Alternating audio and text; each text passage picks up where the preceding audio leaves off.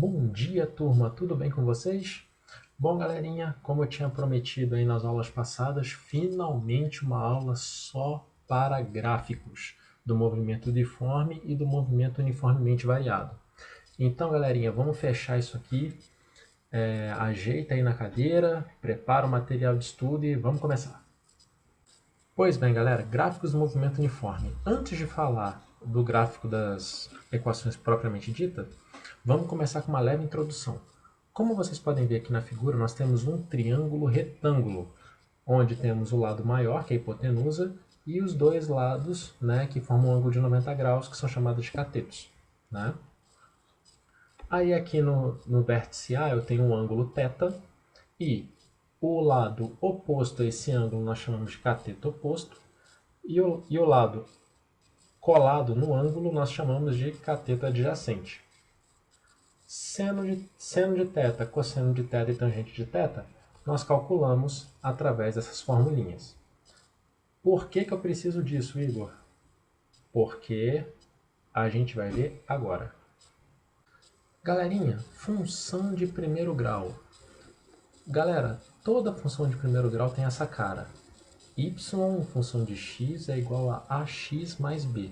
Ou seja, sempre que você for plotar um gráfico de uma equação, né, desse jeito, você sempre vai ter uma reta, que está representada aqui na nossa figura à esquerda.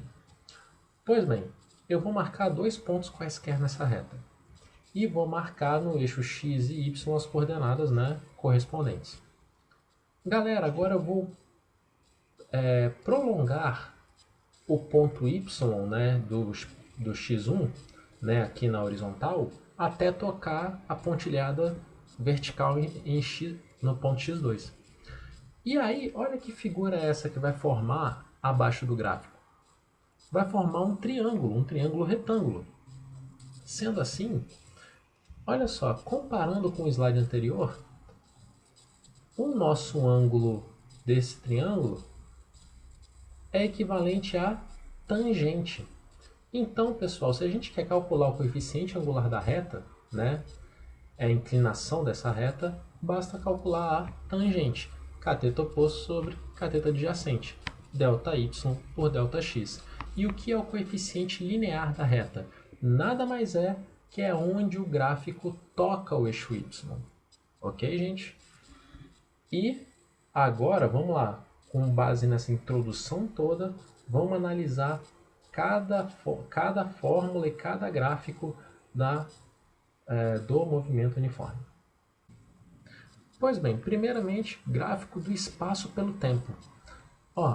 No movimento uniforme, a função horária do espaço é S igual a S0 mais VT.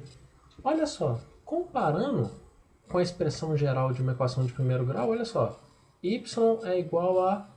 Aí no caso eu só inverti para deixar tudo um embaixo do outro, né? B mais AX. Olha só, igualzinho. Mesma característica, mesma ideia. Sendo assim, como que é o gráfico espaço por tempo, né, da função horária do espaço no movimento uniforme? Vai ser uma reta, isso aí. Olha só, se a minha velocidade for positiva, comparando com a fórmula geral, significa que o A é positivo. Se o A é positivo, a minha reta é uma reta crescente. Então, olha só, olhando o gráfico da esquerda, minha velocidade é positiva. Se minha reta é crescente, o valor da posição vai o quê? Aumentando, né? Os valores vão crescendo com o passar do tempo. Significa que tipo de movimento é esse? É um movimento progressivo. Agora, se a minha velocidade for negativa, ou seja, o coeficiente angular da reta for negativo, significa que a reta é decrescente. Logo, com o passar do tempo, o valor da posição final será cada vez menor. Logo, esse movimento é retrógrado. Significa que, com o passar do tempo, o objeto está se deslocando cada vez mais no sentido negativo da trajetória. E, Como vocês já repararam aqui, ó, o S0 é o coeficiente linear, ou seja, é onde toca o gráfico no eixo da posição. Galera, só isso. Beleza, né? Só bater o olho aqui e sem você fazer conta nenhuma, você já tira um monte de informações do movimento do objeto. Bom, vamos analisar o outro gráfico aqui. Turminha, gráfico velocidade vezes tempo. Mas, ô Igor, movimento uniforme a velocidade é constante. Exatamente. Então, como que a gente constrói um gráfico de uma função constante? E aí? Vamos lá. Se a velocidade é constante, não importa quanto tempo passe, a velocidade vai ser sempre a mesma. Então, quando você fizer um gráfico velocidade por tempo, você vai... Vamos lá, o seu objeto tem 20 metros por segundo de velocidade. Você vai chegar no eixo vertical, que é o eixo da velocidade, e vai marcar o 20. Aí, vamos lá. Em zero, né? Segue, vamos lá. Coloca valores aí a seu critério. 3, 5, 15, 20, né, segundos. A minha velocidade vai ser sempre o quê? 20 metros por segundo. Ou seja, se você na hora que você plotar todos esses pontos vão dar o quê? Uma reta horizontal, né? Então, olha só, se a minha velocidade é positiva, essa reta horizontal tem que ficar o quê? Acima do eixo do tempo, né? Ou seja, no lado positivo da velocidade, que ou seja, movimento progressivo. Se a minha velocidade for negativa, essa reta horizontal fica abaixo do eixo do tempo, né? Ou seja, do lado negativo da velocidade. E olha só, galera, eu marquei essa área aqui abaixo do gráfico, né? Vamos olhar aqui para o gráfico da esquerda, né? Eu marquei ali, ó, A1. Essa área abaixo do gráfico, que figura geométrica é essa? Isso aí, é um retângulo. Pessoal, como que eu calculo a área de um retângulo? Isso aí, base vezes altura. Quem que é a base desse retângulo? É o tempo, é o ΔT, né? Ou seja, tempo final menos o tempo inicial. E a altura é quem? Vai ser o meu ΔV, ou seja, vai ser a minha própria velocidade. Então, a área abaixo desse gráfico é velocidade vezes tempo. Opa, mas espera aí, a gente já viu algo parecido com isso lá atrás, não viu não? Olha isso aí, você lembrou. Vimos que velocidade é espaço sobre tempo. Então, se eu passo o tempo multiplicando, eu tenho que o espaço é dado por velocidade vezes tempo. Opa, olha aqui, o meu A1 é a mesma coisa. Então significa que a área abaixo do gráfico, velocidade por tempo, sempre vai dar o quê? O ΔS, isso aí. Vai dar a variação de espaço do corpo nesse movimento. E uma coisa que vocês precisam ficar atentos, galera. A área sempre será o quê? Numericamente igual ao espaço, tá? Como assim numericamente? É por causa do seguinte, galera. Área e o espaço são grandezas diferentes. Vamos lá, pensa o seguinte. Tenta fazer essa conta para mim. 10 metros mais 3 litros. Dá quanto? Isso aí, não dá para fazer, porque são grandezas diferentes. Da mesma forma, área é metro quadrado, espaço é metro. Então, ou seja, mas em módulo, ou seja, em número, esses valores são iguais. Então, na hora de você calcular a sua área, cuidado para você não colocar tipo, né, uma unidade errada e tudo, é numericamente, tá? Você vai calcular essa área e essa área vai dar, sei lá, digamos que dê 60. Opa, então significa que meu ΔS é 60 metros. Ok, gente? Cuidado para não cometer essa gafe. Bom, e esses foram os gráficos do movimento uniforme. Só isso. Agora vamos para o gráfico do movimento uniformemente variado. Vamos começar de novo, com aquela revisãozinha. Galera, função do segundo grau. A função do segundo grau, pessoal, tem essa cara aqui, ó. Y igual a ax ao quadrado mais bx mais c. Sendo que o a, que é o coeficiente, né, que está, né, ligado, que está próximo do termo de maior grau, né, esse a tem que ser diferente de zero para ser uma função de segundo grau. E o que o coeficiente a diz para a gente? Diz a concavidade da parábola. Parábola, Igor? Isso aí. Toda função de segundo grau, o seu gráfico será uma parábola. Sempre. Ok? Então, e o a vai dizer para a gente a concavidade. Se o a for positivo, é igual a... Aqui, ó, temos três figuras, né? A figura 1 aqui à esquerda, temos a concavidade virada para cima, ou seja, essa boca, né, está voltada para cima. Isso significa que o meu A é positivo.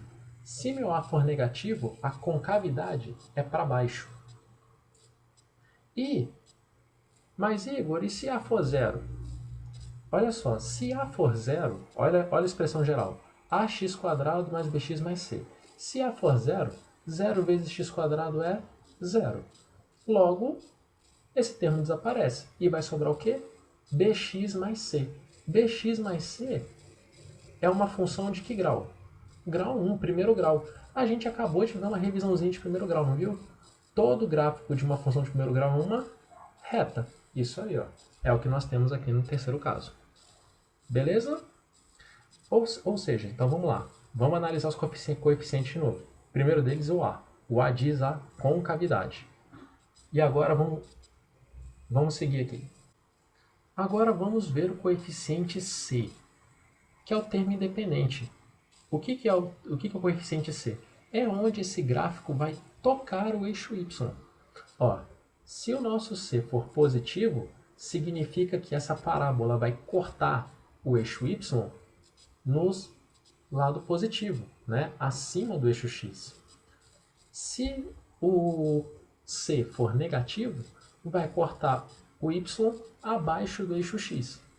E se C for zero, vai tocar exatamente na origem dos espaços, ali, ó, no ponto 0, 0. Beleza? Tranquilo, né, gente? Você é molezinha. E aí o coeficiente B, ele vai dizer o que pra gente? A inclinação da parábola após tocar o eixo Y. Opa, como assim, Igor? Ó, bem simples. Quando você está analisando essa parábola, você vai vir da esquerda para a direita. Então, olha só. No primeiro caso aqui, ó, a parábola vindo da esquerda para a direita, ela está o quê? Decrescendo, indo até o ponto mais baixo e vai começar a subir. Então, galera, ó, já aproveitando o gancho, ela está subindo numa crescente. Então, significa que se o nosso B for positivo, a parábola vai cortar o eixo Y numa crescente. Né? Se passando uma tangente aqui, ó, no ponto onde corta, essa tangente, essa reta, é uma reta crescente. Agora, e se B for negativo? Significa que a parábola está cortando o eixo Y num sentido decrescente. Ah lá, passando a tangente no ponto onde corta o eixo Y, a nossa tangente é uma reta decrescente. Logo, isso significa que o nosso B é negativo. Ah, e se B for zero?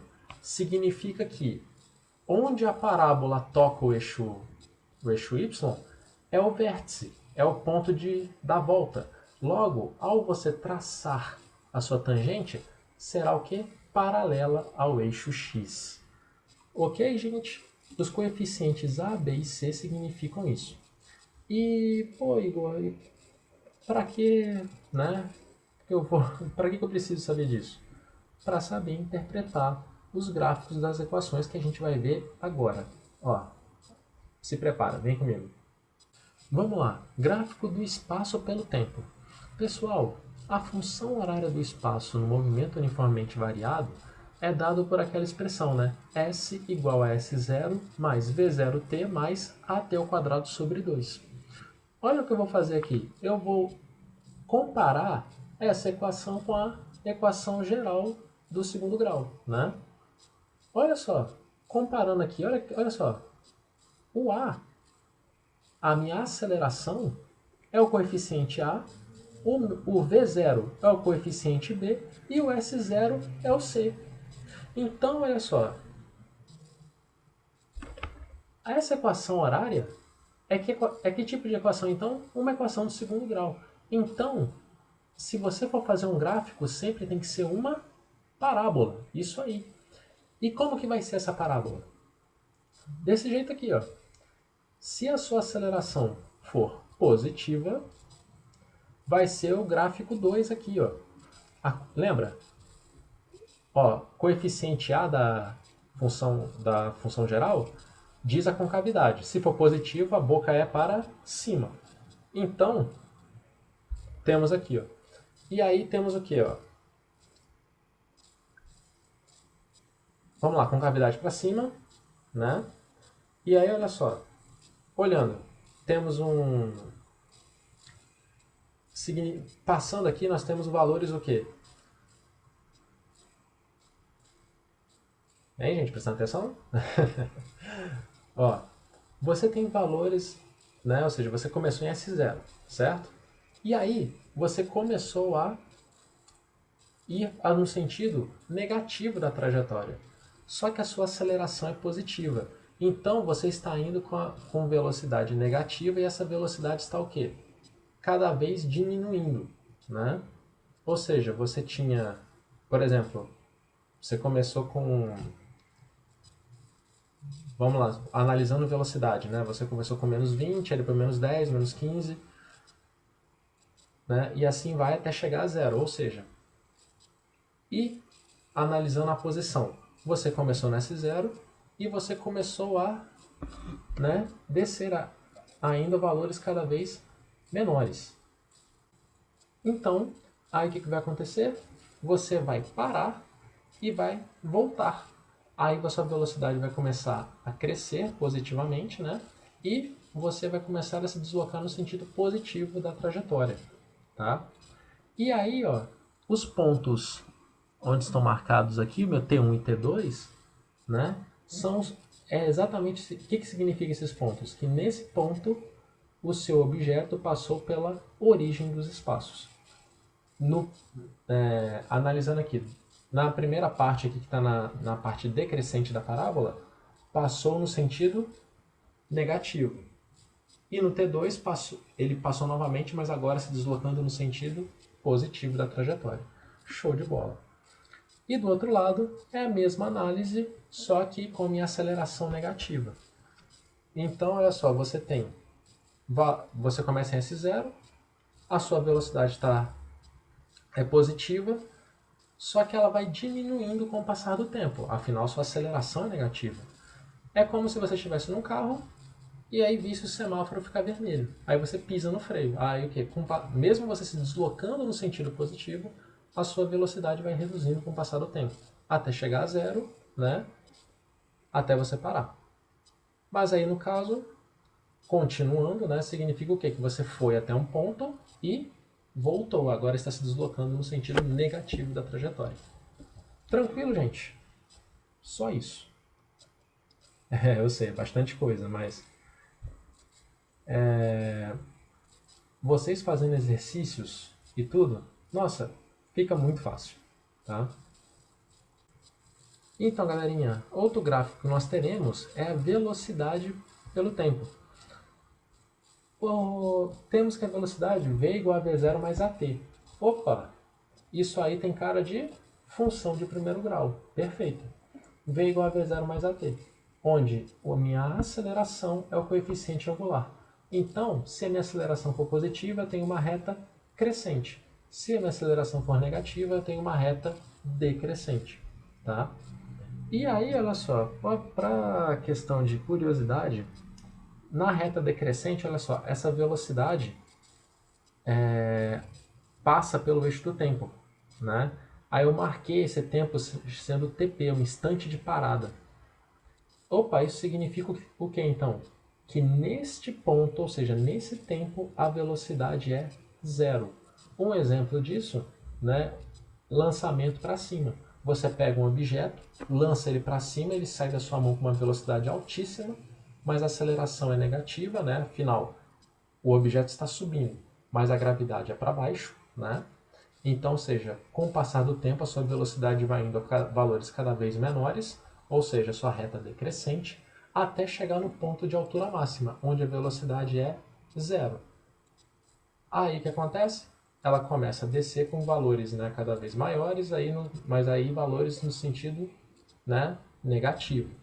Ou seja, se você fosse prolongar essa reta iria continuar descendo, né, para valores decrescentes. E aí, galera, olha só. Pegando o gráfico da esquerda. Agora eu vou fechar ele aqui, ó. Olha só. O que nos dá a área abaixo do gráfico? Que figura geométrica é essa? Isso é um trapézio, né? Então, galera, olha só. Da mesma ideia que a gente viu ali atrás, a área abaixo do gráfico, em velocidade vezes tempo, sempre vai nos dar o quê? O ΔS, né? A área sempre será numericamente igual ao espaço, tá? E aí, nesse caso aqui, ó, você tem o trapézio. Então, você vai ter que calcular a área de um trapézio. Certo, galera? E para encerrar nossa análise de gráficos, pessoal, e encerrar nossa aulinha de hoje, o gráfico de aceleração por tempo. Opa, mesmo caso do movimento uniforme. No movimento uniformemente variado, agora é a aceleração que é constante. Se a aceleração é constante, significa que, mesma análise, não importa quanto tempo passe, a aceleração vai ser sempre aquele mesmo valor. Então, ao você fazer um gráfico da aceleração por tempo, esse gráfico tem que dar o quê? Uma reta horizontal. Se a aceleração for positiva, essa reta horizontal tem que ficar o quê? Acima do eixo do tempo, ou seja, do lado positivo do eixo da aceleração. Se a aceleração for negativa, vai ficar abaixo. E aí, mesma coisa, ó, fechando essa área abaixo do gráfico, nós temos um retângulo. Área de um retângulo, base vezes altura. Aceleração vezes tempo. Opa, analisando a equação da aceleração que nós vimos lá atrás, a aceleração de qualquer objeto é o quê? ΔV por ΔT. Velocidade sobre tempo. Então, isso significa o quê? Passando o tempo multiplicando, a velocidade é aceleração vezes tempo. Então, num gráfico aceleração por tempo, a área abaixo do gráfico sempre nos dará a velocidade. Ok, turma? Bom, galerinha, aqui eu fico por aqui nessa parte de teoria. Fiquem espertos no Google Sala de Aula, que eu vou colocar essa semana sem falta uma lista de exercícios referente a essa parte, tá? E espero que vocês façam. E pessoal, por favor, tirem as dúvidas que vocês tenham tendo lá no Sala de Aula, tá? Eu estou disponível para qualquer dúvida que vocês tiverem. Bom, turma, sem mais delongas, bons estudos, espero que vocês tenham curtido essa aula aí. E até a próxima. Tchau, tchau.